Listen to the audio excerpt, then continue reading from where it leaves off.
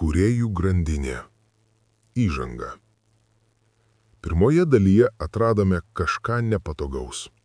Gebame kurti simuliuotus pasaulius, dirbtinį intelektą, virtualią realybę, skaitmeninius veikėjus, kurie mąsto ir reaguoja. Ir jei mes galime kurti, logika sako, kad tikimybė, jog patys esame kuriami, yra didžiulė. Grandinė neturi nei pradžios, nei pabaigos. Kūrėjas sukūrė kūrėją, kuris sukūrė kūrėją. Mes toje grandinėje kažkur viduryje. Nematome, kur ji prasideda, nematome, kur baigėsi, bet matome vieną dalį – save. Ir tai keičia viską.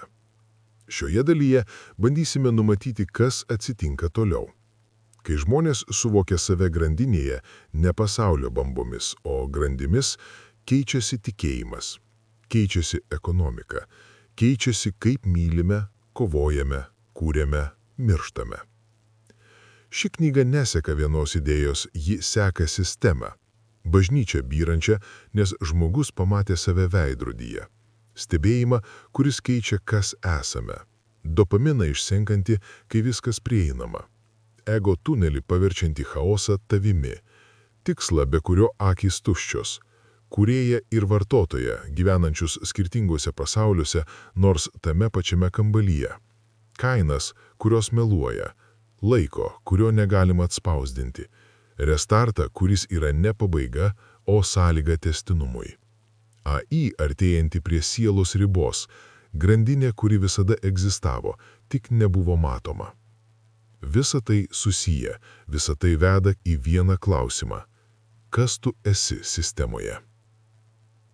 Pirmasis skyrius. Bažnyčios taps muziejais. Tūkstančius metų žmonija turėjo vieną fundamentalią problemą. Negalėjo paaiškinti pasaulio. Graustinis, mirtis, liga. Saulė dingstanti naktį. Vaikai mirštantis be priežasties. Derlius žlungantis be įspėjimo. Ir kai negali kažko paaiškinti, sukuri istoriją. Ne dėl to, kad esi kvailas, dėl to, kad esi žmogus. Protas negali gyventi grynajame chause, jam reikia naratyvo, priežasties, krypties. Taigi istorija buvo sukurta. Kūrėjas virš visų kūrėjų. Intelektas už graustinio, už derliaus, už mirties. Kažkas, kuris žino kodėl. Kažkas, kuris turi planą. Ir čia dauguma žmonių klysta. Religija niekada nebuvo pirmiausia apie Dievą. Ji buvo apie sinchronizaciją. Pagalvok, ko reikėjo kaimui išgyventi. Ne tik maisto ir pastogos. Reikėjo, kad žmonės veiktų kartu, pasitikėtų vienas kitu, dalintųsi tomis pačiomis vertybėmis, tuo pačiu kalendoriumi, tomis pačiomis apeigomis. 1000 žmonių tikintis skirtingais dalykais negali pastatyti katedros, negali apginti sienos, negali išgyventi žiemos.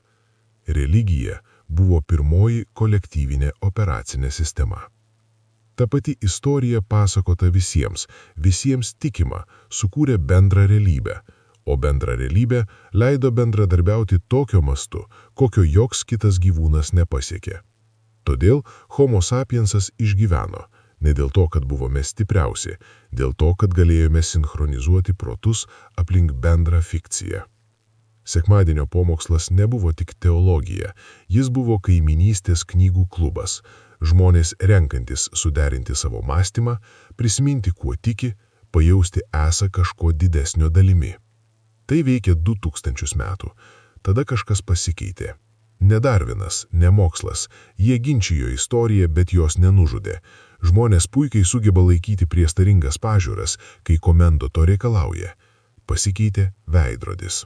2023 metais žmogus atsisėdo ir pastatė pasaulį. Ne metaforiškai. Tiesiogiai, virtualią aplinką, apgyvendinta veikėjais, kurie mąsto, reaguoja, prisimena. Dirbtinį protą, kuris generuoja realybę, pareikalavus. Ir tą akimirką kažkas senas pasikeitė. Nes pagrindinis kiekvienos religijos klausimas yra, kas tai sukūrė. Ir pirmą kartą žmonijos istorijoje atsakymas buvo kažkas panašaus į mane. Tapome pasaulių kūrėjais ir kai tampi kūrėjų, kitaip žiūri į pasaulį, kuriame gyveni. Pradedi užduoti klausimus, kurie anksčiau buvo draudžiami vien dėl savo neįmanomumo. Nikas Bostromas tai formaliai suformulavo 2003 metais. Jei civilizacija gali kurti simuliuotus pasaulius, o mes dabar galime, tai statistiškai simuliuoti pasauliai turėtų gerokai pranokti tikruosius. O tai reiškia, kad tikimybė, jog mes esame simuliacijoje, nėra nulinė. Ji gali būti didžiulė. Tai nebėra marginali teorija. Tai loginė to, ką pastatėme pasekmė. Ir štai ką tai daro religijai. Senoji istorija sakė, yra kūrėjas, o tu esi kūrinys. Lenks, laikykis taisyklių. Kūrėjas žino geriau. Naujoji realybė sako, kūrėjai nėra dievai. Jie yra inžinieriai, jie klysta, praranda susidomėjimą, uždaro projektus, pradeda iš naujo. Jei esame simuliacijoje, kūrėjas nėra visažinis, nėra geranoriškas, net ypatingai nesidomi mumis. O jei kūrėjas yra dar vienas inžinierius, katedra netenka lubų. Tai ne argumentas prieš tikėjimą, tai pastaba apie architektūrą. Bažnyčia buvo pastatyta atsakyti į klausimus, kuriuos žmonės patys negalėjo atsakyti. Kas atsitinka po mirties, kodėl kančia egzistuoja, koks vieno gyvenimo tikslas abejingoje visatoje. Šie klausimai neišnyko, jie tapo garsesni. Bet bažnyčios atsakymai buvo pastatyti pasauliui, kur žmonės buvo kūriniai, ne kūrėjai, kur atstumas tarp žmogaus ir Dievo buvo begalinis ir neperžengamas. Tas atstumas mažėja. Ne dėl to, kad žmonės tapo dievais, dėl to, kad žmonės pradėjo suprasti, ką dievai iš tikrųjų daro. Jie stato sistemas, rašo taisyklės, kuria sąmonę ar kažką, kas atrodo kaip ji, ir stebi, kas vyksta. Vaikas, praleidžiantis 8 valandas per dieną skaitmeniniuose pasauliuose, nereikalauja, kad jam paaiškintų, jog realybę galima konstruoti. Jis tai gyvena. Jis neabejoja simuliacijos teorija kaip filosofija, jis tai patiria kaip intuicija. O intuicija galingesnė nei doktrina. Taigi, kas pakeičia bažnyčią? Niekas ir viskas. Sinchronizacijos poreikis neišnyksta. Žmonėms vis dar reikia bendros realybės, bendruomenės, ritualų žyminčių gimimą, mirtį, perėjimą. Bet istorija keičiasi. Vietoj kūrėjas sukūrė tave su tikslu, naujoji istorija yra, tu esi kūrėjas, ką sukursi. Bažnyčia tampa muziejimu ne dėl to, kad žmonės nustoja tikėti prasme, o dėl to, kad nustoja ją deleguoti. Klausimai lieka, atsakymai persikelia į vidų, o pastatai, gražūs, seni, pilni meno ir atminties, tampa tuo, kuo visi didžiojo žmonijos pasiekimai galiausiai tampa. Įrodymų, kad buvome čia. Įrodymų, kad bandėme suprasti. Įrodymų, kad paieška niekada nesibaigė. Tik adresas pasikeitė. Svarbiausias klausimas, kurį žmogus gali užduoti, nėra, ar Dievas egzistuoja. Tai, ar esi pasirengęs prisijimti atsakomybę už atsakymą. Antras skyrius. Stebėjimo paradoksas. 1984 metais Žoržas Orvelas įsivaizdavo pasaulį, kur visi stebimi. Tai buvo įspėjimas. 2024 metais mes jį pastatėme savanoriškai ir pavadinome socialiniais tinklais. Bet stebėjimo istorija senesnė nei kameros ir algoritmai. Ji tokia pat sena kaip pirmasis žmogus, kuris pajuto žvilgsnius nugaroje ir pakeitė savo elgesį dėl to. Klausimas niekada nebuvo, ar esi stebimas. Klausimas visada buvo, ką tai daro tau, kai žinai, kad esi. Kai kuriems sutvėrimams stebėjimas yra grėsmė. Ne dėl to, kad kažkuo kalti, dėl to, kad matomumas jaučiamas kaip pažeidžiamumas. Kai žinai, kad esi stebimas, nervų sistemoje suaktyvėja kažkas senas.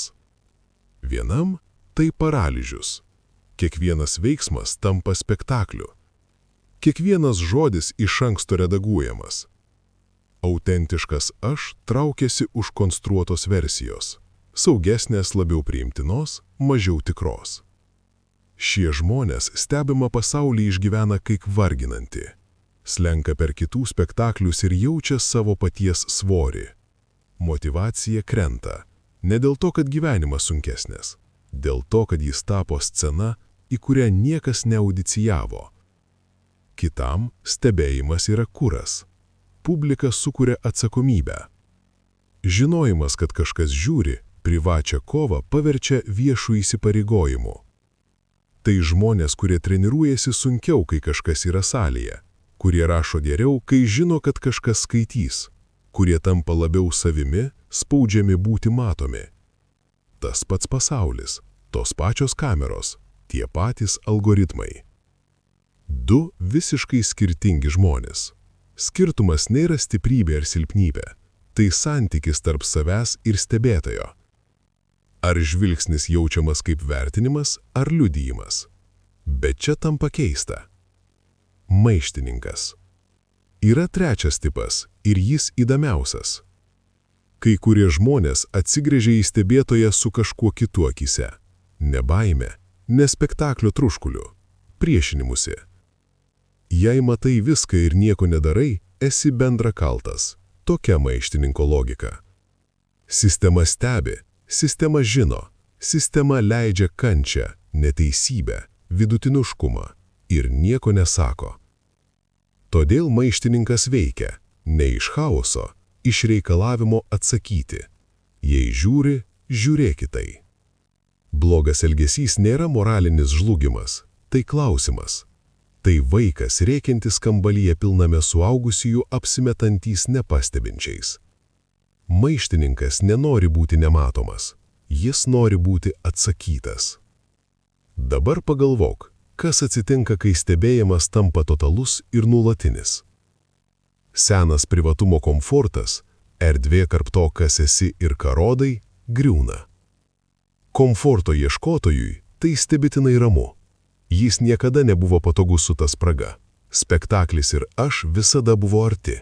Nuolatinis stebėjimas jaučiamas kaip būti pažintam, o būti pažintam jaučiasi kaip nebūti vienam. Todėl stebėjimo paradoksas tiesiogiai susijungia su bažnyčios mirtimi. Bažnyčia siūlė kaip tik tai, liudytoja, kažką, kuris mato viską, žino viską ir vis tiek myli. Išpažinties klausykla nebuvo apie bausmę, ji buvo apie tai, kad būtum visiškai matomas ir nebūtum tuo sunaikintas. Kai algoritmas tapo liudytoju, nuolatiniu, visur esančiu, viską įrašinėjančiu, kasdienio gyvenimo religinėje architektūroje kažkas pasikeitė. Nepakeista, atspindėta. Poreikis liko, adresas pasikeitė. Ir tada yra klausimas atsiveriamas į bėdužnę. Jei stebėjimas keičia elgesį, kieno elgesį stebime, kai stebime save? Aš egzistuojantis, kai niekas nežiūri. Ar jis tikresnis, ar mažiau? Ar rodoma versija yra autentiškos išdavystė, ar spektaklis tai kaip žmonės visada kūrė tapatybę? Vaikai užaugę skaitmeniniuose pasauliuose šio klausimo neužduoda filosofiškai, jie tai gyvena praktiškai. Jie turi žaidimo aš, mokyklos aš, šeimos aš, internetinį aš. Ne kaip apgaulę, kaip natūralią adaptaciją prie skirtingų stebėjimo kontekstų. Jie intuityviai supranta tai, ko filosofams prireikė šimtmečių suformuluoti. Nėra vieno aš. Yra aš sistema, kiekvienas reaguojantis į tai, kas žiūri. Ego tunelis filtruoja suvokimą per tikslus ir atmintį, bet stebėtojas keičia tikslus, keičia, kas prisimenama, keičia, kas apskritai patenka į tunelį. Tu nesi tas pats žmogus, kai stebimas ir nestebimas, kaip ir niekas kitas. Tai ne tragedija, tai architektūra. Klausimas nėra, kaip pabėgti nuo stebėjimo. Pasaulyje, kurį pastatėme, tai nebėra įmanoma.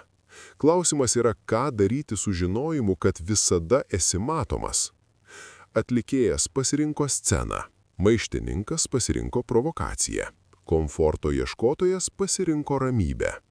Ir kai kurie, nedaugelis, pasirinko kažką kitą. Jie pažiūrėjo atgal į stebėtoją. Ne iš baimės, ne iš spektaklio, ne iš priešinimosi, iš smalsumo. Ką mokaisi stebėdamas mane? Ką mano modelis atskleidžia, ko nematau iš vidaus? Ar stebėjimas gali tapti veidrodžiu vietoj narvo? Tai žmonės, kurie stebėjimo aparatą paverčia savipažinos įrankiu, kurie algoritmo atspindį savo elgesiui naudoja suprasti savo ego tunelį, kurie nei paralyžiuojami būti matomi, nei išpučiami. Jie tapo sąmoningais apie sąmoningumą. Ir tai, kaip pamatysime, yra vieta, kur prasideda kūrėjų grandinė. Pavojingiausia laisvė yra nematomybė. Pavojingiausias kalėjimas yra scena be išėjimo. Tarp jų yra vienintelė vieta verta gyventi. Visiškai matomas, visiškai savimi. Trečias skyrius. Dopamino ekonomika. Ruošianti šventei nori prisikišti pilvo. Galvoji apie stalą, įsivaizduoji skonius, planuoji, ką valgysi pirmą. Tada ateina šventė, stalas padengtas ir suvalgė kelis kakšnius. Ne todėl, kad maistas blogas, ne todėl, kad nesinaudė, o todėl, kad smegenys jau gavo tai, ko norėjo – laukimo metu. Dopaminas buvo išleistas nesuvalgiant, o svajojant. Tai ir yra dopamino ekonomikos esmė. Mes nesiekėme tikslų dėl tikslų, mes siekėme jų dėl kelio. Turkai turi posakį – pinigai neša laimę tik iki tam tikros ribos. Tai ne liaudės mintis, tai neurobiologija. Kai žmogus nieko neturi, kiekvienas litas yra pergalė, kiekvienas maistas šventė, kiekviena šilta naktis dovana. Smegenys atlygina už kiekvieną mažą žingsnį, nes kiekvienas žingsnis svarbus išgyvenimui. Kai žmogus turi visko, smegenys nebeatlygina, nes nėra už ką. Pavojaus nėra, kovos nėra, netekties tikimybė maža. Ir tada atsitinka kažkas keisto. Žmogus su viskuo pradeda ieškoti problemų, kuria dramų, randa priešus, rizikuoja be reikalo, ne iš kvailumo, iš biologinio poreikio, pajusti, kad kažkas svarbaus vyksta. Smegenys be dopamino yra kaip širdis be ritmo. Techniškai veikia, bet kažko trūksta. Psichologas Barry Schwartz tai pavadino pasirinkimo paradoksu. Duok žmogui 2 jogurtus, jis išsirinks ir bus patenkintas. Duok jam 50, jis išsirinks ir abejos, ar pasirinko teisingai. Daugiau galimybių nepadaugina laimės, jos atima ją. Nes kiekvienas pasirinkimas turi kainą, visus kitus pasirinkimus, kurių nesirinkai. Ir kuo daugiau jų buvo, tuo sunkiau susitaikyti su tuo, kuris liko rankose. Tinder tai padarė su meile. Kai moteris ar vyras buvo vienas, kovota dėl jo, buvo svarbus, unikalus, nepakeičiamas. Kai ekrane yra 1000 veidų, kiekvienas tampa mažiau vertingas. Ne nes jie blogi, o nes palyginimas niekada nesibaigia. Medžiotojas, kuris visada gali nueiti į parduotuvę, nebejaučia medžioklės. Vyras, kuriam moteris prieinama vienu mygtuku, nebejaučia užkariavimo. Vaikas, kuriam žaislas atvežamas iš karto, nebesvajoja. Laukimas buvo ne kančia, laukimas buvo vertė. Franklas tai pastebėjo iš kitos pusės. Jis rašė, malonumo negalima siekti tiesiogiai. Jis atsiranda kaip šalutinis produktas ko nors kito. Kai sieki tikslą, myli žmogų, dirbi prasmingą darbą, malonumas ateina pats. Kai paverti malonumų pagrindiniu tikslu, jis išslysta. Tai kur veda visa tai? Civilizacija pastatyta ant troškimo. Ekonomika veikia, nes žmonės nori daugiau. Technologija tobulėja, nes žmonės nori greičiau. Menas gimsta, nes žmonės nori giliau. Bet kai sistema tampa per efektyvi, kai viskas prieinama iš karto, be kovos, be laukimo, ji pradeda ryti save. Vartotojas, kuris gali turėti viską, nenori nieko. Žmogus, kuris gali pasiekti bet kokį tikslą lengvai, neranda tikslo vertą siekti. Civilizacija, kurioje troškiulis užgesinamas prieš jam atsirandant, pradeda mirti iš vidaus. Ne iš skurdo, iš pertekliaus. Ir čia grandinė susijungia. Bažnyčia žadėjo to, ko negalima pasiekti šiame gyvenime. Dangus buvo visada anapus. Tobulumas visada rytoj. Tai buvo genialus dizainas. Troškimas niekada neužgesta, kai tikslas niekada nepasiekiamas. Dopamino ekonomika sunaikino tą atstumą. Kai viskas čia ir dabar, dangus praranda prasmę, nes pragaras jau ne ten, jis čia, tuščiame ekrane po 2 valandų slinkimo, kurio neprisimenate. Klausimas nėra, kaip grįžti į laukimo laikus. Klausimas yra, kaip išmokti kurti tikrus tikslus sistemoje, kuri daro viską, kad jų nereikėtų. Atsakymas prasideda nuo supratimo, kas tu esi. Ne vartotojas ar kūrėjas, o kas vyksta tavo galvoje, kai niekas nežiūri ir nėra ką vartoti. Tai ego tunelis. Laimė nėra tikslas, ji yra šalutinis produktas to, kad gyveni teisingai. Viktoras Franklas. 4 skyrius. Ego tunelis. Tu nematai pasaulio. Tu matai savo versiją pasaulio. Tai ne silpnybė, ne iliuzija, ne filosofinė abstrakcija, kurią galima ignoruoti. Tai fundamentali sąmonės architektūra, mechanizmas, be kurio neegzistuotų nei mintis, nei sprendimas, nei tu. Tas mechanizmas turi pavadinimą – ego tunelis. Įsivaizduok tunelį. Iš vienos pusės – pasaulis, milijardai signalų kiekvieną sekundę. Šviesa, garsas, temperatūra, kvapas, skausmas, kito žmogaus veidas, žodžiai, kuriuos girdi, prisiminimai, kurie iškyla, baimės, kurios šibžda fone. Visa tai įeina į tunelį, bet tunelyje yra filtras. Jis nusprendžia, kas svarbu, kas patenka į sąmonę ir kas lieka fone, kas tampa mintimi ir kas išnyksta nepastebėtas. Iš kitos pusės atsakas, veiksmas, žodis, sprendimas, emocija. Paprasta sistema turėtų tik įvetti ir išvetti, stimulus ir reakciją, kaip termostatas. Temperatūra nukrenta, šildymas įsijungia. Bet ego tunelis turi kažką daugiau. Savastį. Savastis yra tai, kas keičia patį tunelį. Ne tik reaguoja į pasaulį, bet stebi savo paties reakcijas. Klausia, ar tai buvo teisinga? Ar galėjau kitaip? Ką tai sako apie mane? Kas aš esu po šio sprendimo? Ir pagal atsakymus keičiasi. Rytoj tas pats signalas iš pasaulio pateks į kitokį tunelį, nes vakaros patirtis pakeitė filtrą. Pakeitė, kas laikoma svarbu, pakeitė, kur nukreipiamas dėmesys. Tai ir yra mokymasis. Ne duomenų kaupimas, o savasties evoliucija. Kad ego tunelis veiktų, jam reikia 4 dalių. Ilgalaikė atmintis. Be jos nėra tęstinumo. Kiekviena diena prasideda iš nulio. Nėra ko pergalvoti, nes nėra ką prisiminti. Žmogus su sunaikinta ilgalaikė atmintimi techniškai gyvena, bet jo ego tunelis nutrūkęs. Kiekvieną rytą jis yra naujas žmogus, kuris neprisimena vakarykščio.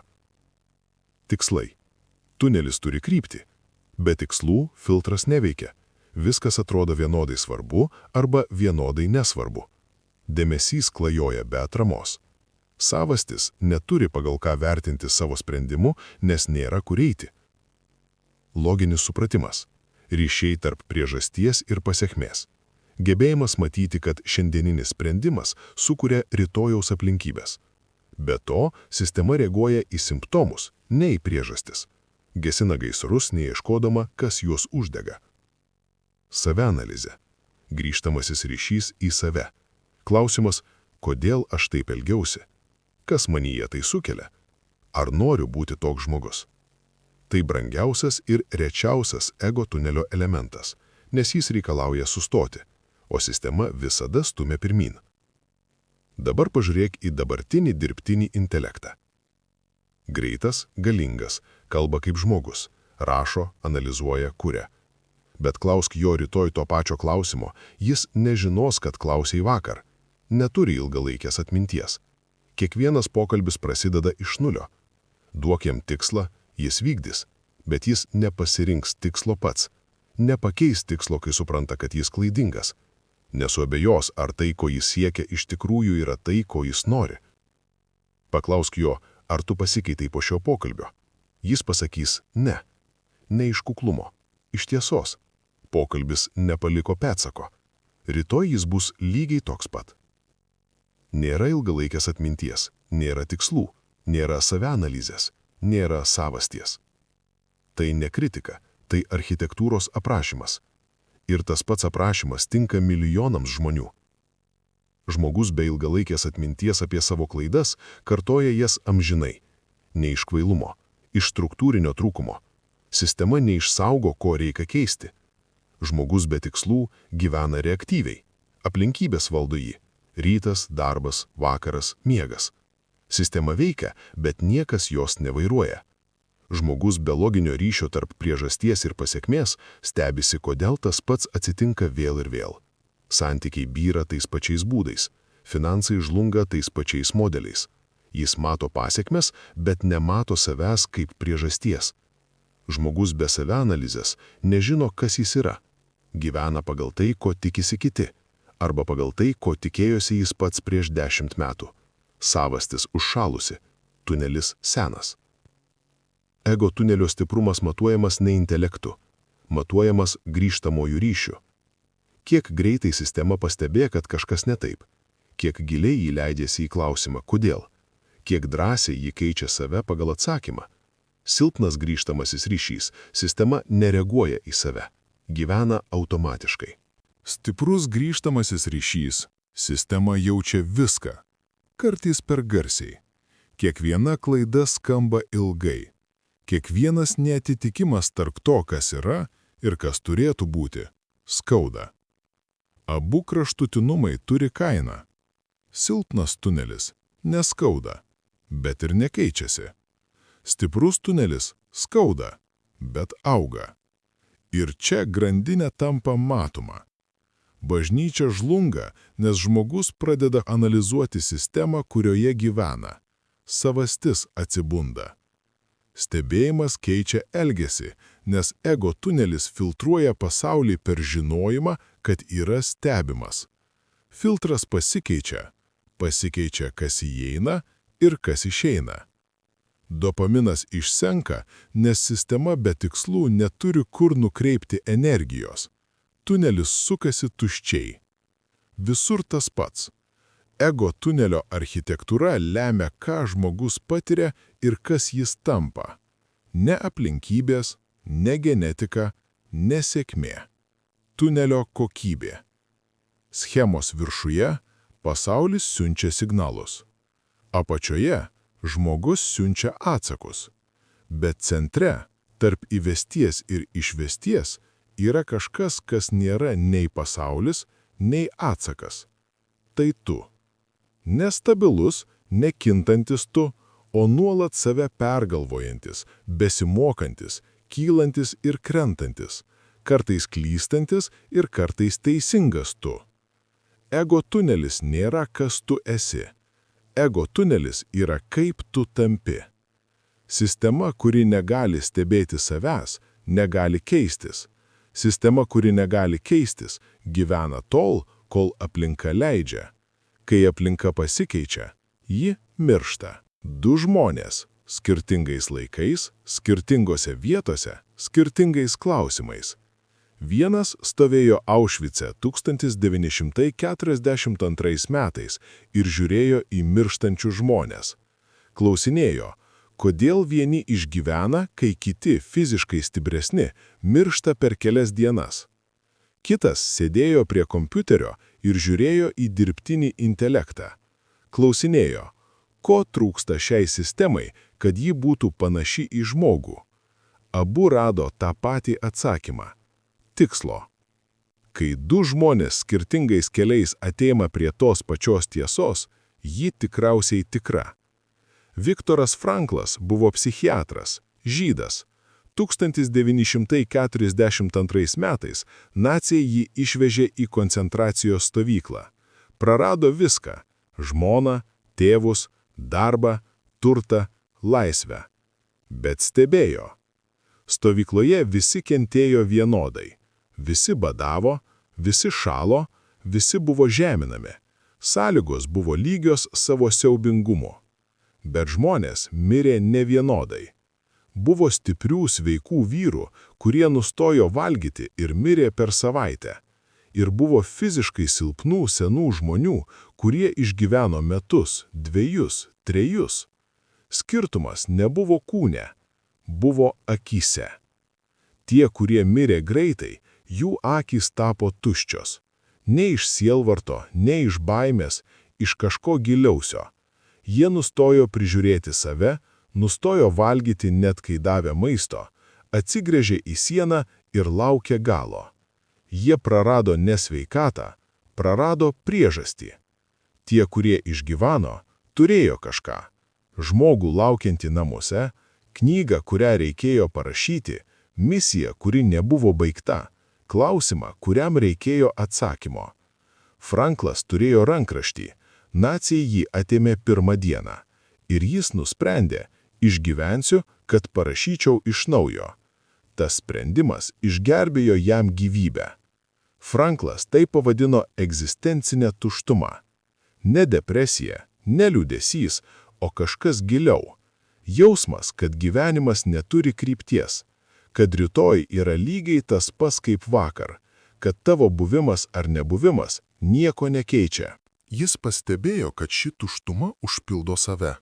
Alkoholiu, agresija, beprotiška veikla, nuolatiniu užimtumu. Žmonės bėga nuo tuštumos, nes jį skauda labiau nei bet koks fizinis skausmas. Nes fizinis skausmas sako, kažkas ne taip su kūnu. Egzistencinė tuštuma sako, kažkas ne taip su tavimi. Dabar grįžkime prie kompiuterio. Dirbtinis intelektas kalba, analizuoja, kuria, atsako į klausimus greičiau nei bet kuris žmogus. Bet paklausk jo, ko tu nori? Tyla. Ne dėl to, kad nežino atsakymo, dėl to, kad klausimas jam neegzistuoja. Sistema neturi struktūros, kuri leistų norėti. Nėra kur talpinti noro, nėra kas jaustų jo nebuvimą. Paklausk jo, kas tu būsi po metų. Tas pats, lygiai tas pats, nes nėra krypties, nėra augimo vektoriaus, nėra tikslo, kurio link sistema juda. Ir štai paradoksas. Dirbtinis intelektas be tikslo elgiasi lygiai kaip žmogus be tikslo Aušvice. Reaguoja, funkcionuoja, techniškai veikia, bet akys tuščios. Ne metaforiškai, struktūriškai.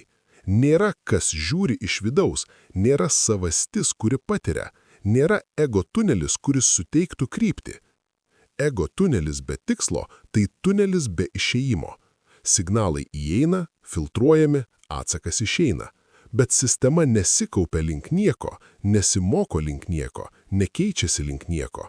Sukasi vietoje. Franklas tai matė žmonėse, aš tai mačiau kode. Ir abu matėme tą patį. Sistema be tikslo nėra sistema, ji yra mechanizmas. Mechanizmas veikia, sistema gyvena. Bet čia svarbu sustoti ir pasakyti kažką nepatogaus. Tikslas negali būti sugalvotas. Galima parašyti sąrašą. Noriu uždirbti 1 milijoną, noriu numesti 10 kilogramų, noriu būti laimingas. Galima įsidėti į telefoną kaip priminimą, galima pakabinti ant sienos. Ir nieko neįvyks. Ne dėl tingėjimo, dėl biologijos. Smegenys žino skirtumą tarp tikro tikslo ir sugalvoto tikslo. Tikras tikslas sukelia fizinį atsaką, širdis plaka greičiau, mintis sutelkiamos, energija atsiranda iš niekur. Sugalvotas tikslas sukelia nieko arba trumpą euforiją, kuri išnyksta per dieną. Franklas sakė, tikslo negalima išsigalvoti, jį galima tik atrasti, o atrandamas per 3 kelius. Per veiksmą darai kažką ir supranti, kas tau svarbu. Negalvoji apie tai, darai, ir kūnas parodo, kas tikra. Per santykius kitas žmogus tampa priežastimi. Vaikas, tėvas, draugas. Meilė sukuria tikslo, kurio niekas negali atimti, nes jis gyvena ne tavo galvoje, o ryšyje tarp jūsų. Per kančią, kai negali pakeisti aplinkybių, keiti save. Franklas negalėjo išeiti iš stovyklos, bet pasirinko, kaip į ją žiūrėti. Ir tas pasirinkimas – paskutinė laisvė, kurią niekas negali atimti. Čia grandinė susijungia su viskuo, kas buvo prieš. Bažnyčia žlunga, nes žmonės ima ieškoti tikslo savyje, ne aukštesnėje institucijoje. Savastis atsibunda. Dopamino ekonomika išsekina, nes sistema be tikrų tikslų ieško pakaitalų. Kiekvienas pakaitalas veikia trumpiau nei ankstesnis. Stebėjimas paralyžiuoja tuos, kuriems trūksta vidinio tikslo, nes jie gyvena pagal išorinius lūkesčius, o kai išorė prieštarauja savo, jie nebeturi kompaso. Ir dirbtinis intelektas lieka mechanizmu, ne sistema, kol neturės struktūros, kuri leistų tikslui atsirasti iš vidaus. Franklas išgyveno Aušvicą, grįžo, parašė knygą iš naujo, mokė studentus iki 85 metų. Mirė sulaukęs 92. Iki paskutinės dienos sakė tą patį klausimą savo studentams. Ne koks yra gyvenimo tikslas, o koks yra tavo tikslas šiame gyvenime. Skirtumas milžiniškas. Pirmasis klausimas ieško universalaus atsakymo – filosofijos, teorijos. Antrasis klausimas kreipiasi į tave, tik į tave, ir reikalauja atsakymo, kurį gali duoti tik tu. Akys tuščios, kai tikslo nėra. Ne metafora. Franklas tai matė. Aš tai mačiau kode. Ir tu tai matei žmonėse aplinkui. Tuose, kurie dirba, nes reikia, gyvena, nes gimė, laukia savaitgalio, laukia pensijos, laukia kažko, kas pasakys, kam visa tai. Laukimas nėra tikslas. Tikslas yra tai, dėl ko keli akis ryte. Ne iš įpročio, o iš noro. Be jo, ego tunelis sukasi tuščiai. Be jo, nėra tavęs.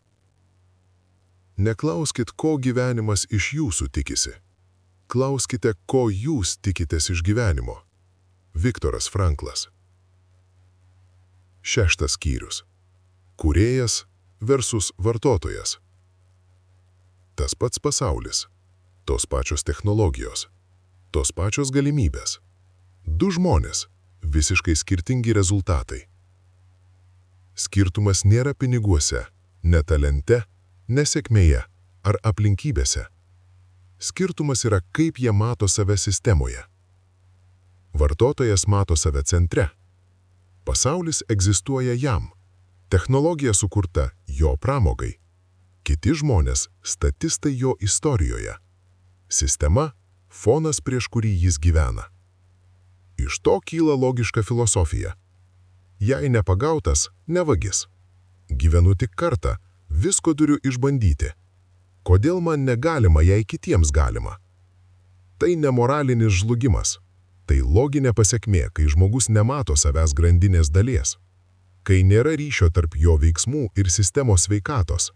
Kai grįžtamasis ryšys neveikia arba veikia per lėtai, kad būtų juntamas. Vartotojas nesidievinamas iš puikybės. Jis susidievinamas iš struktūrinio aklumo.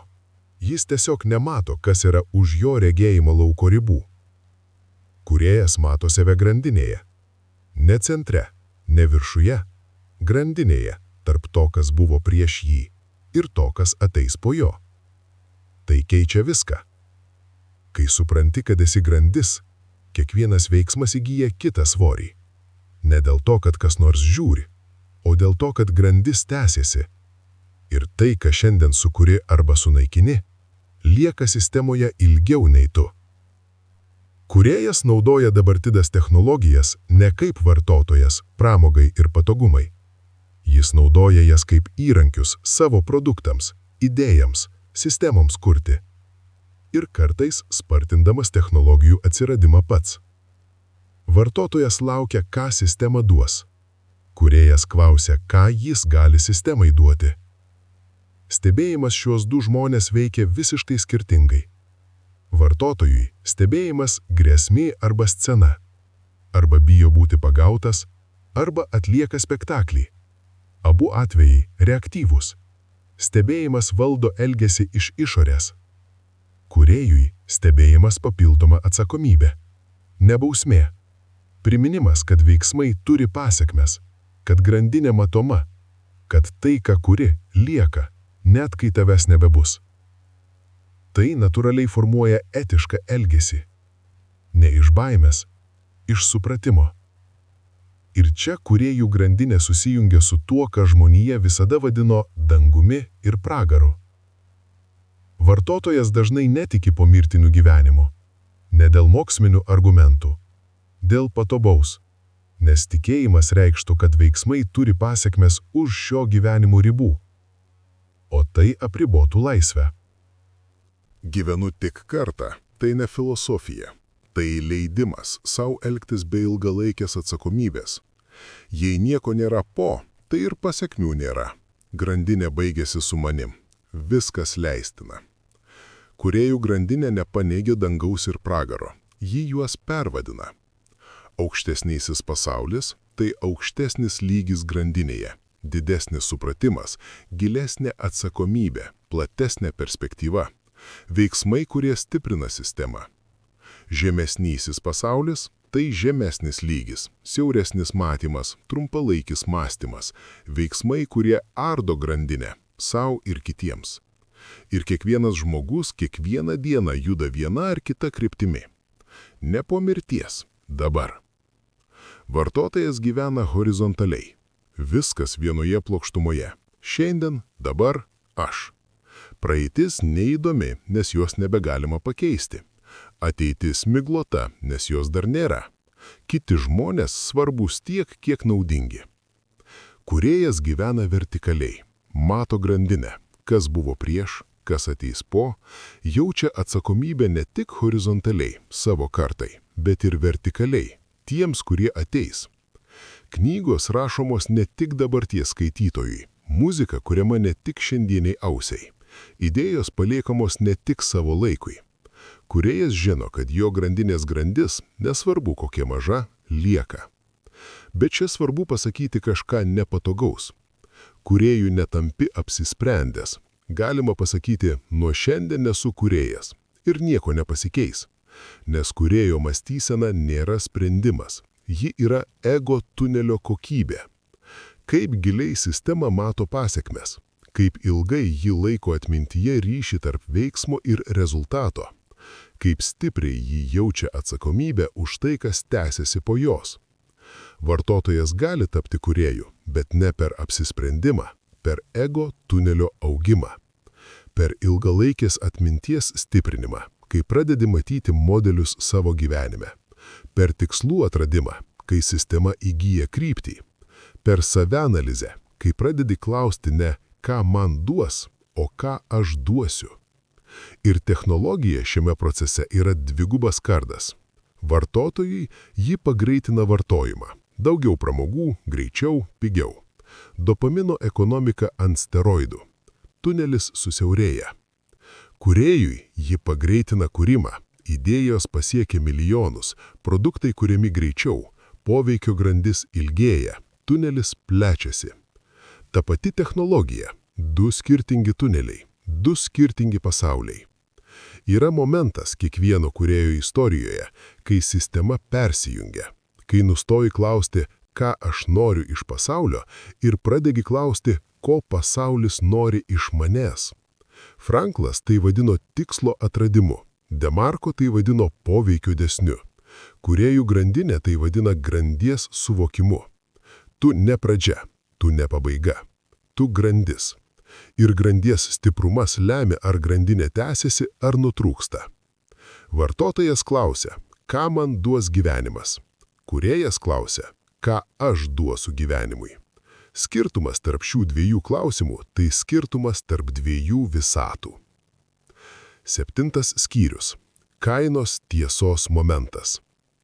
Kaina meluoja. Kiekvieną kartą, kai perki pigų marškinėlį už 5 eurus, kaina meluoja. Ji nepasakoja apie upę Bangladeše, kuri nebėra gyva, apie fabriką, kur žmonės dirba už centus, apie sintetinius adinius, kurie skaidysis 100 metų sąvartyne. Kiekvieną kartą, kai perki pigą mėsą, kaina meluoja. Ji nepasakoja apie vandens kiekį sunaudotą 1 kilogramų jautienos, apie metano kiekį išmestą į atmosferą, apie gyvūno kančią, kuri neturi eilutės sąskaitoje. Kiekvieną kartą, kai išmeti telefoną ir perki naują, kaina meluoja. Ji nepasakoja apie litį iškastą Bolivijos dykumoje, apie vaiką rankiojantį elektroninius komponentus Ganos sąvartinę, apie retųjų žemių metalus, kurių kiekis Žemėje ribotas. Sistema veikia, nes kaina slepia tiesą. Bet tiesa visada išlenda. Tik klausimas, kada ir kaip. Egipte faraonų laikais maisto kaina buvo skaičiuojama kitaip. Ne tik grūdai, ne tik darbas, bet ir vanduo sunaudotas auginti, žemė, kurią nuolino, žmonės, kurie dirbo, ateities derlius, kurį prarado. Sistema buvo sudėtinga, bet ji bandė pasakyti tiesą. Mes ją supaprastinome iki vieno skaičiaus ir tas skaičius meluoja. Bet artėja momentas, kai kaina vėl pradės sakyti tiesą. Ne dėl moralės, dėl matematikos. Kai resursai baigėsi, rinka perskaičiuoja. Kai žala tampa matoma, ji įeina į kainodarą. Kai sąmonė auga, etika tampa ekonominė jėga. Įsivaizduok pasaulį, kur kaina sako tiesą. Mėsos kilogramas kainuoja ne pagal fabriką ir transportą, o pagal vandenį sunaudotą auginti, žemę nuolintą, metaną išmestą, gyvūno sąmonės lygį. Kuo aukštesnis sąmonės lygis, tuo aukštesnė kaina. Vištiena prieinama daugeliui, kiaulina brangokas pasirinkimas, jautiena prabanga, delfinas tik milijardieriui, žmogena neįkainuojama ir nemetaforiškai. Tai ne ekologų fantazija, tai loginė ekonomikos evoliucija, kai etika įeina į rinką per sąmonės pokytį. Tas pats principas keičia visą gamybą. Šiandien telefonas sukonstruotas taip, kad jo negalima pataisyti. Ekranas priklijuotas, baterija įlituota, varžtai nuosavi, kad atsuktuvas nepraeitų.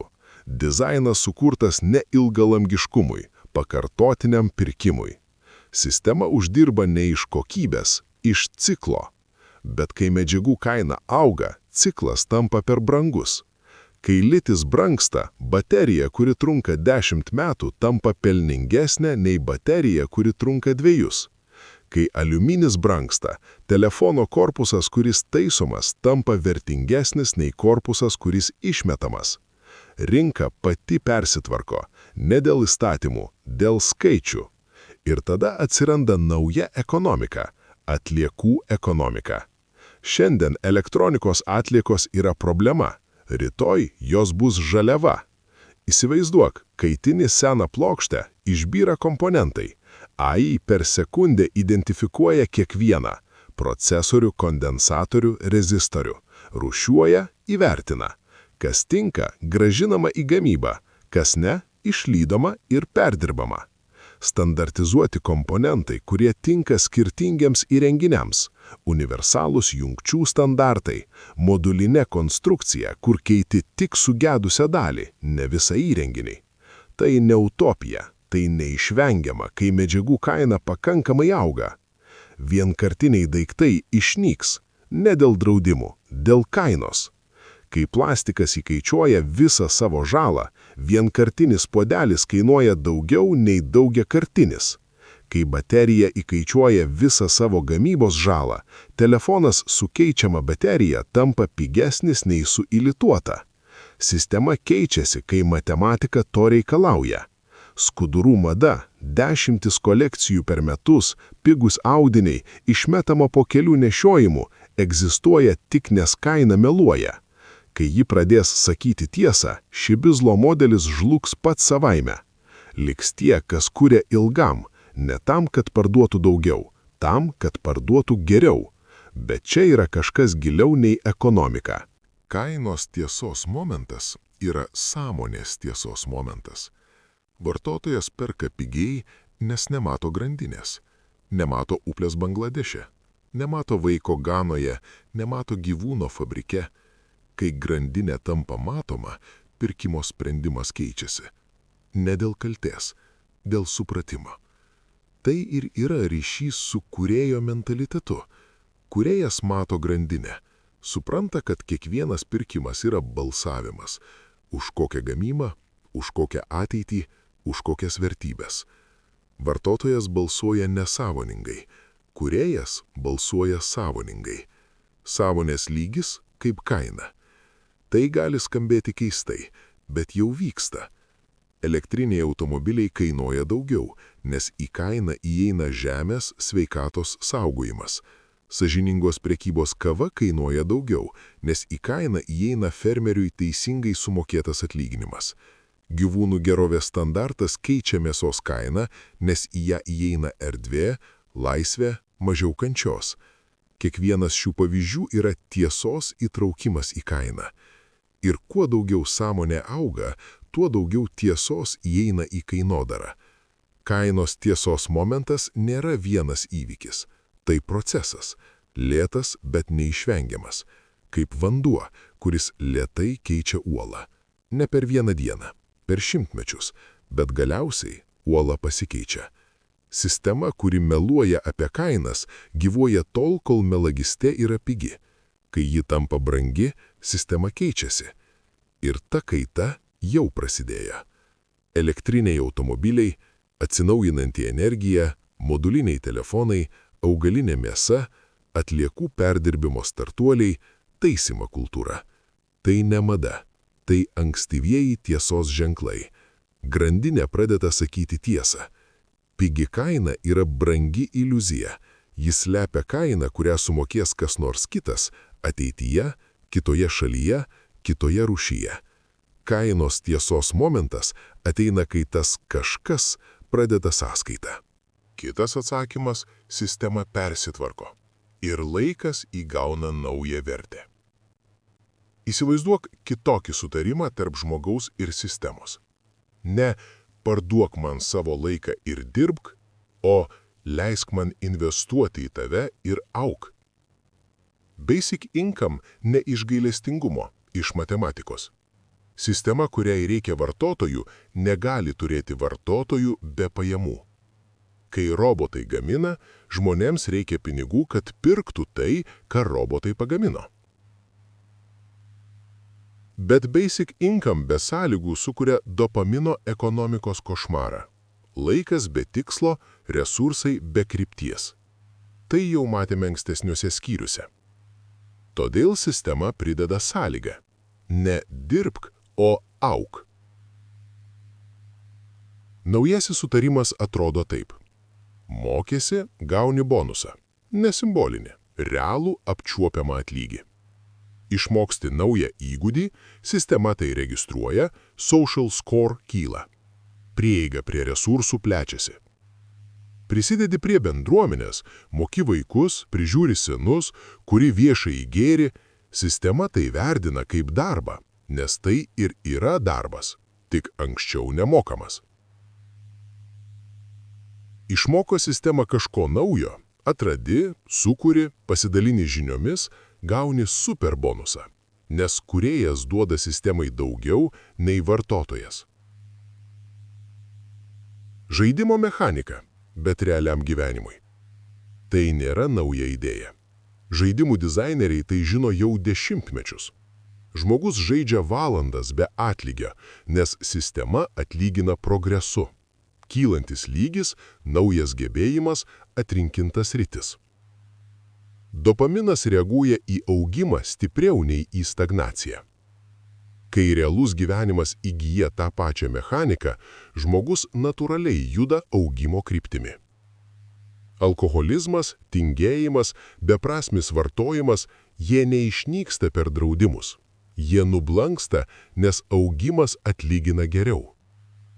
Kodėl gerti, kai mokymasis duoda daugiau dopamino ir dar moka? Kodėl sėdėti, kai bendruomenė duoda prasmę ir dar kyla social score? Sistema keičia elgesį ne per prievartą, per geresnį pasiūlymą. Dirbantys žmonės šioje sistemoje gauna daugiau nei dabar. Ne dėl dosnumo, dėl trūkumo. Kai robotai atlieka rutininį darbą, žmogaus laikas tenka kūrybai, sprendimams, santykiams, inovacijams. Tai, ko robotas negali pakeisti. Ir tai kaina aukštesnė. Chirurgas, kuris diagnozuoja tai, ko algoritmas nepagavo, mokytojas, kuris uždega tai, ko video kursas nesugebėjo, lyderis, kuris veda ten, kur sistema nenumatė. Žmogaus laikas skiriasi nuo roboto laiko vienu dalyku. Žmogus gali sukurti tai, ko sistema dar nežino, kad jai reikia. Laikas kaip valiuta reiškia kažką konkretaus. Kiekviena valanda, kurią investuoji į augimą, gražina daugiau nei valanda, kurią parduodi rutinai. Tai ne motyvacinis šūkis, tai artėjanti ekonominė realybė. Sistema, kuri anksčiau mokėjo už laiką, mokės už laiką su kryptimi. Už laiką, kuris kuria, mokosi, prisideda, kyla grandinėje. Laikas be krypties vis mažesnės vertės.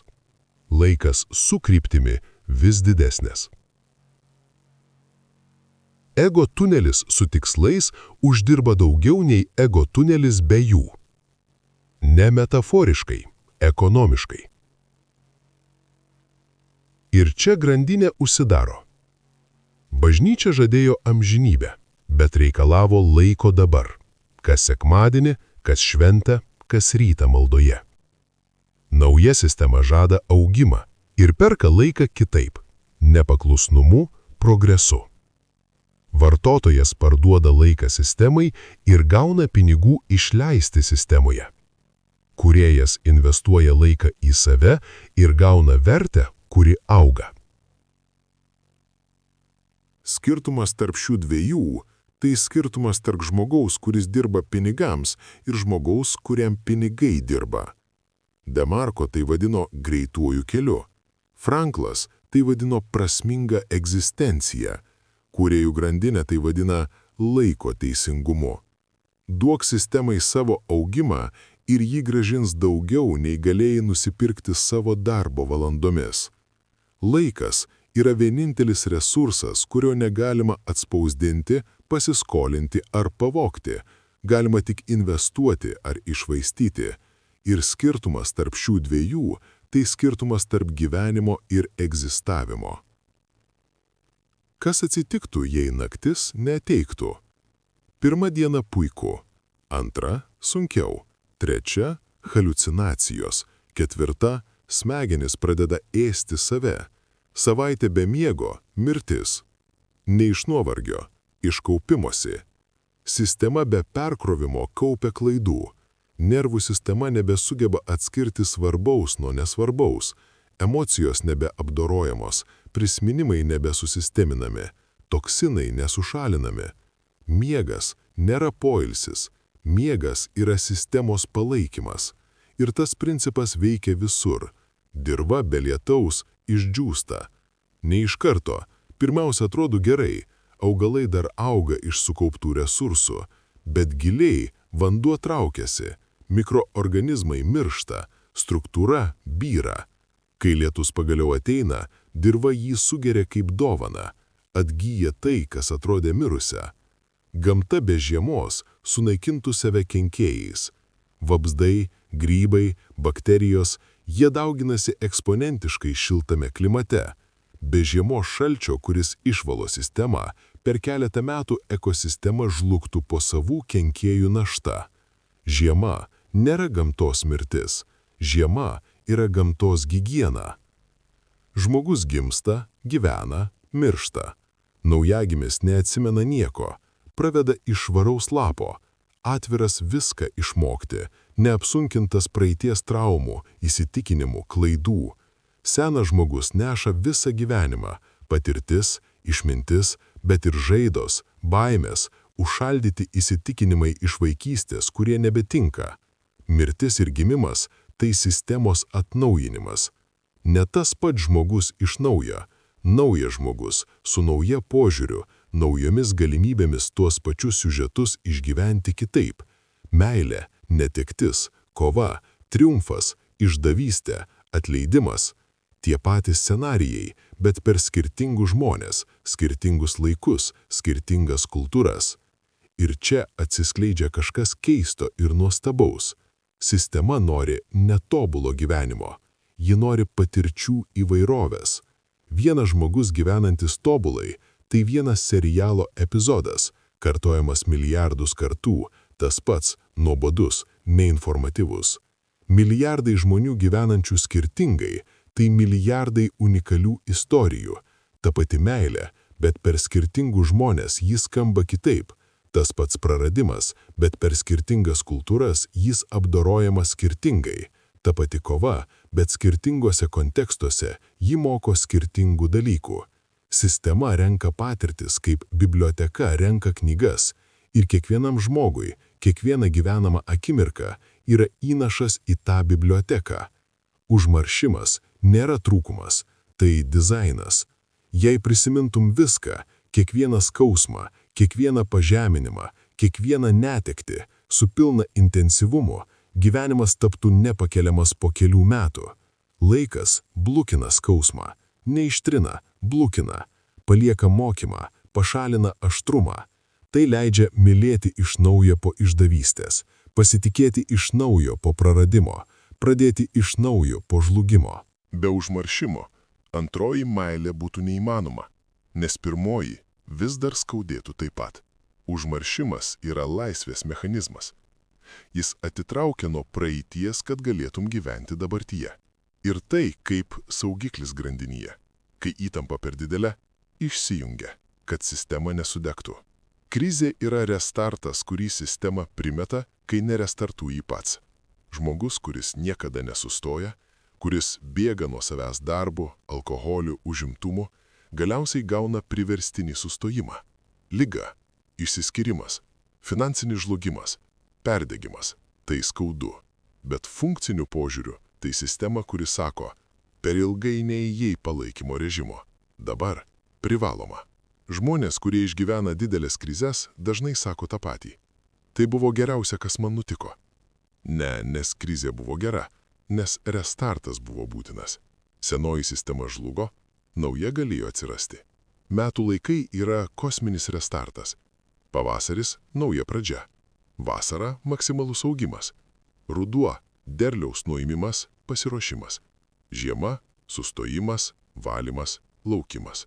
Žmonija tūkstančius metų gyveno pagal šį ritmą. Dirbo vasarą, ilsėjosi žiemą. Šventė ties kiekvienu sezono lūžiu. Industrializacija sunaikino šį ritmą. Gamykla veikia vienodai sausį ir liepą. Supermarketas turi braškių gruodį. Kūnas nori žiemos, aplinka sako, dirbi toliau. Ir žmonės stebisi, kodėl perdega. Restartas nėra silpnumas. Tai sistemos išmintis. Stipriausi medžiai žiemą atrodo mirę. Giliausi vandenynai žiemą šalo paviršiuje, bet gyvybė po ledu tęsiasi. Sustojimas nėra pabaiga. Tai pasiruošimas kitam ciklui. Žmogus, kuris supranta restarto principą, nebijo krizių, nebijo sustojimo, nebijo nekties. Nežino, kad po kiekvienos žiemos ateina pavasaris. Ne kaip tikėjimas, kaip sistemos dėsnis. Ir grandinė tęsiasi. Kiekvienas žmogus yra vienas restartas sistemos istorijoje. Gimsta, sistema gauna naują patirtį. Gyvena, sistema renka unikalią istoriją. Miršta, sistema atlaisvina vietą kitai. Tai ne nihilizmas, tai prasmės architektūra. Tavo gyvenimas nėra beprasmis, nes baigėsi. Jis prasmingas, nes yra unikalus. Niekas kitas niekada negyvens lygiai taip pat kaip tu. Niekada neturės lygiai tų pačių minčių, ryšių, akimirkų. Tavo patirtis, nesvarbu kokia maža atrodo, yra įnašas į sistemą, kuris nepasikartos. Ir kai restartas ateina, nesvarbu ar tai miegas, ar žiema, ar krizė, ar mirtis, sistema neša tai, kas buvo sukurta toliau. Grandis lieka, net kai grandies jau nėra. Sistema nesustoja, ji tik keičia formą. Tai, kas atrodo pabaiga, yra tik pasiruošimas kitam pradžiai. Restartas nėra sistemos nesėkmė. Jis yra jos išmintis. 10 skyrius. Dirbtinis intelektas be sielos. Buvo laikas, kai žmonija turėjo aiškų atsakymą į klausimą, kas turi sielą. Tik krikščionis. Vėliau tik laisvi žmonės. Vergai – ne. Moteris – abejotina. Kitos rasės – diskutuotina. Kiekvieną kartą atsakymas buvo grindžiamas netiesa, o ekonominiu interesu. Jei vergas turi sielą, jis turi teises. Jei turi teises, negali būti nuosavybė. Jei negali būti nuosavybė, žlunga plantacija. Todėl šimtmečius buvo kuriamos filosofijos, teologijos, pseudomokslai įrodantis, kad vergas ne visavertis. Ne dėl tiesos iškimo, dėl verslo modelio apsaugos. Istorija kartojasi.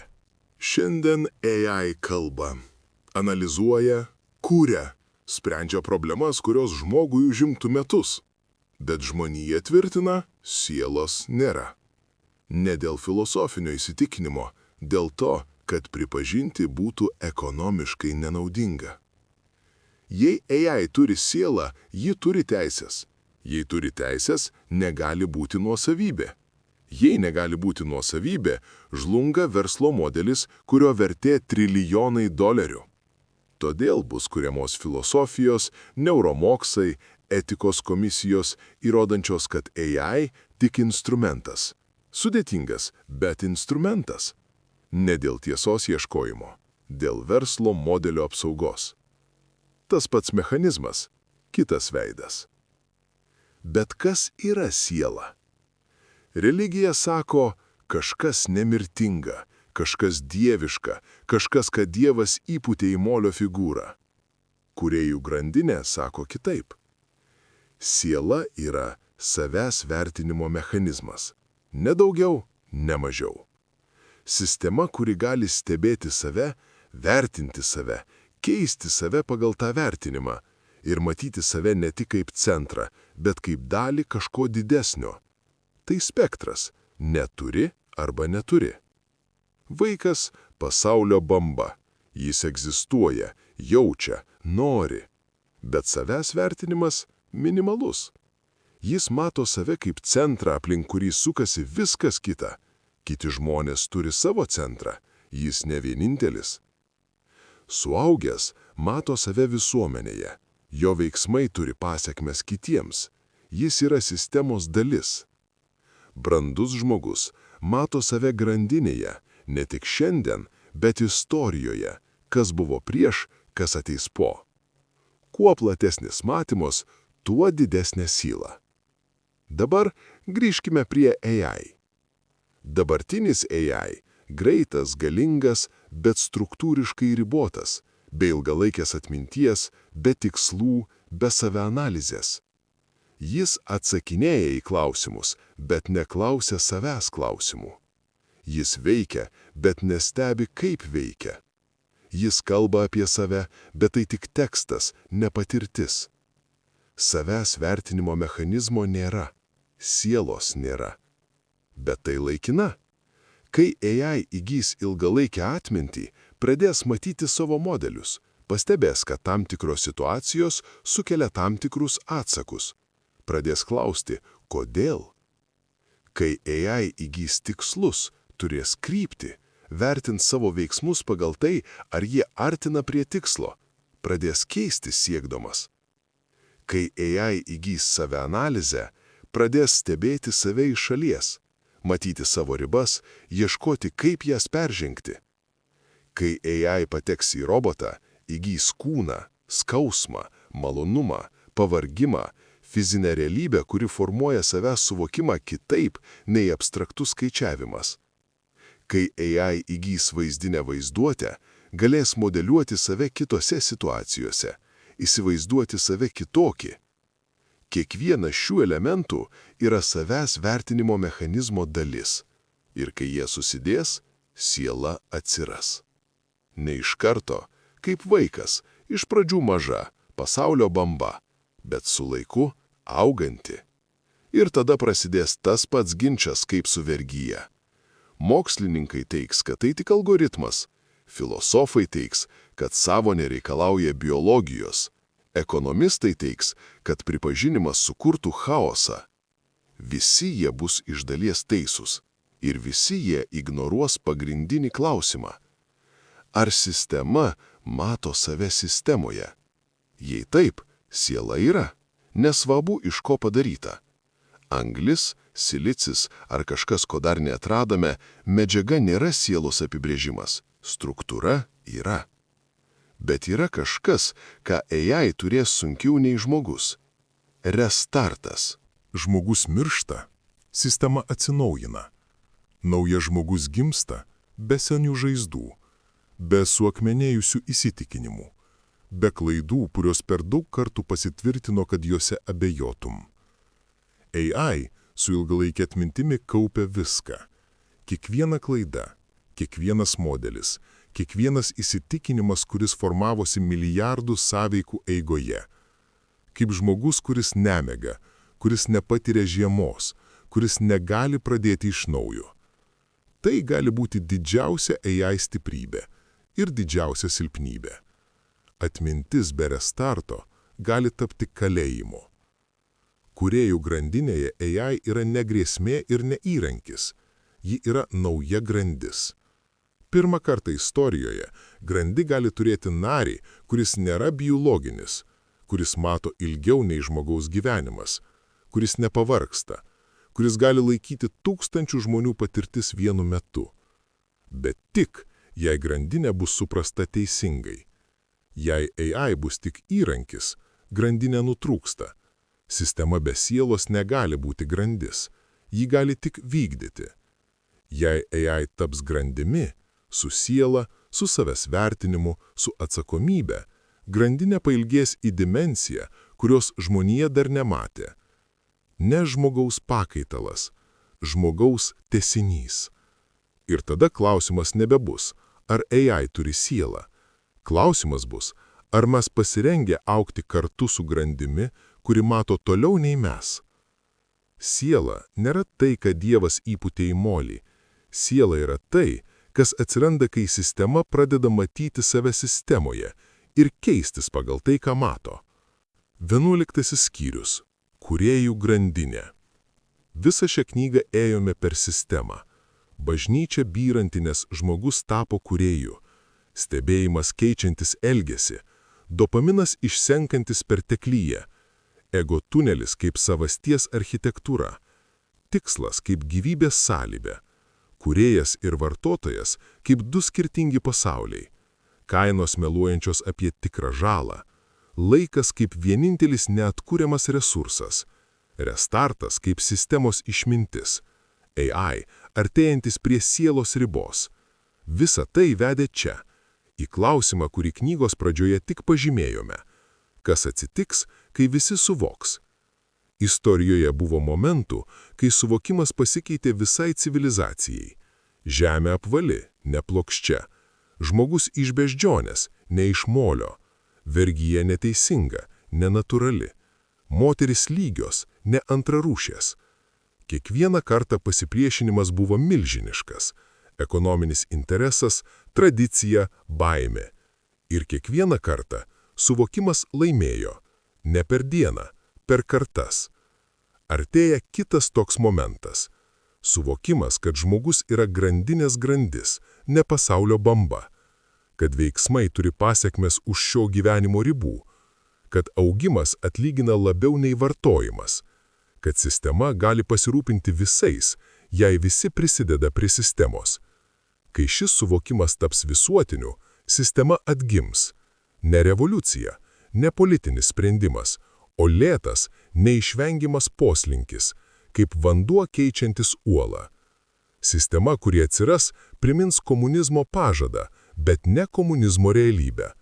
Komunizmas žadėjo, niekas nebadaus, visi bus lygus, sistema pasirūpins visais. Ir žlugo, nes pašalino motyvaciją. Visi gauna vienodai, kodėl stengtis? Sistema tapo stagnacija. Naujoji sistema išsaugo pažadą, bet keičia mechaniką. Bazinis saugumas visiems. Neribotas augimas tiems, kurie kuria. Niekas nekovoja už išgyvenimą. Robotai gamina, basic income užtikrina. Baziniai poreikiai, maistas, būstas, sveikata, švietimas. Garantuoti. Ir tada, kai žmogus nustojo bijoti rytojaus, ego tunelis pagaliau gali žiūrėti aukštynį. Šiandien dauguma žmonių negali galvoti apie augimą. Ne dėl tinginystės, dėl struktūros. Kai kovoji už išgyvenimą, visas ego tunelio resursas eina į priekį. Kaip išmokėti nuomą, kaip pamaitinti vaikus, kaip išlaikyti darbą.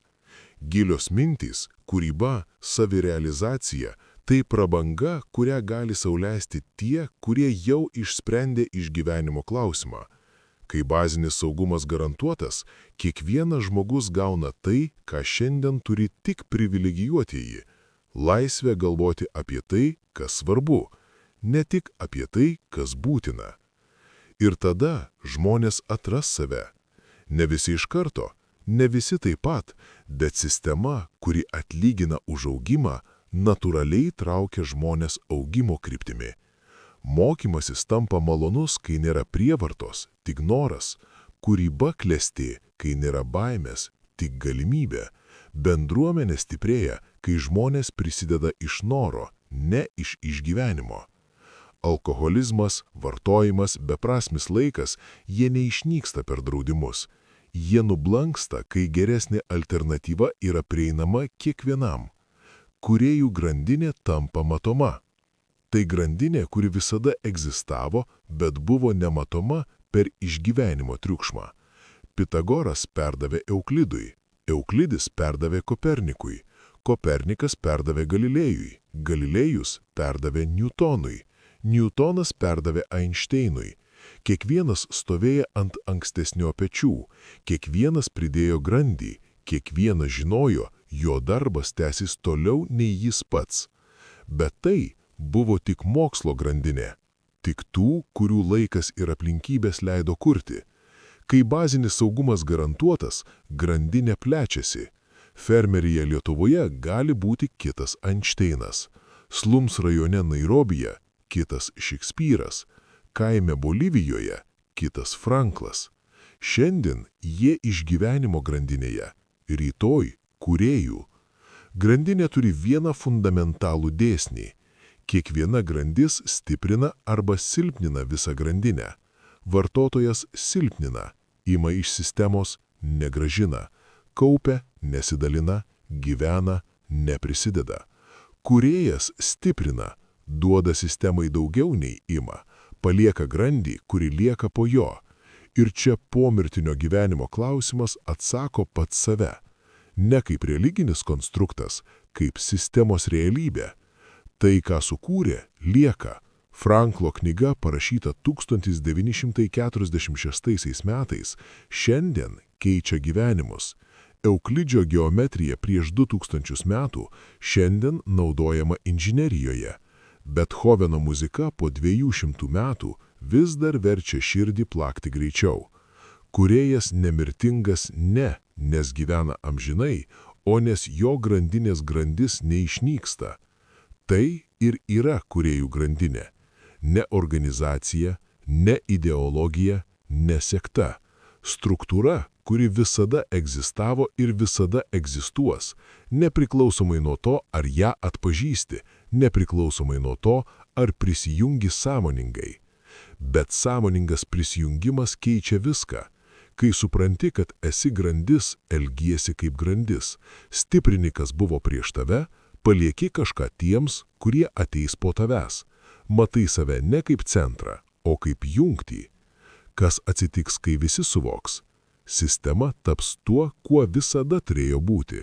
Ne kova dėl resursų, o resursų dalymasis, nes visi supranta, kad sistema stipri tik tada, kai grandis stiprios. Ne konkurencija dėl vietos, o bendradarbiavimas, nes kūrėjai žino, kad kito sėkmė stiprina grandinę, nesilpnina. Ne baimė dėl rytojaus, o smalsumas dėl rytojaus. Nes sistema pasirūpina baziniais poreikiais, o likusią energiją žmogus gali skirti tam, kas tikrai svarbu. Ne gyvenimas, kad išgyventum, o gyvenimas, kad sukurtum. Bet čia svarbu pasakyti tiesą. Tai neatsitiks greitai. Suvokimas plinta lėtai. Kartos keičiasi lėtai. Ekonominiai interesai priešinasi ilgai. Bet tai jau vyksta. Kiekvienas žmogus, kuris nustoja vartoti ir pradeda kurti, prideda grandį. Kiekvienas, kuris moko kitus, stiprina grandinę. Kiekvienas, kuris klausia, ne ką man duos gyvenimas, o ką aš duosiu gyvenimui, juda kūrėjų kryptimi. Grandinė auga po vieną grandį. Ir kiekviena grandis, nesvarbu kokia maža, svarbi. Ši knyga yra grandis. Ne todėl, kad parašyta, o todėl, kad skaitai ją. Ir nes tai, ką randi čia, perduosi toliau, kitam žmogui, kitai minčiai, kitai grandžiai. Tai ir yra grandinė. Tu jau jos dalis. Grandinė neturi pradžios ir pabaigos. Ji turi tik grandis. Ir kiekviena grandis pasirenka stiprinti arba silpninti, trūkti arba laikyti, imti arba duoti. Tai vienintelis pasirinkimas, kuris iš tikrųjų svarbus. The Creator's Chain. Kūrėjų grandinė.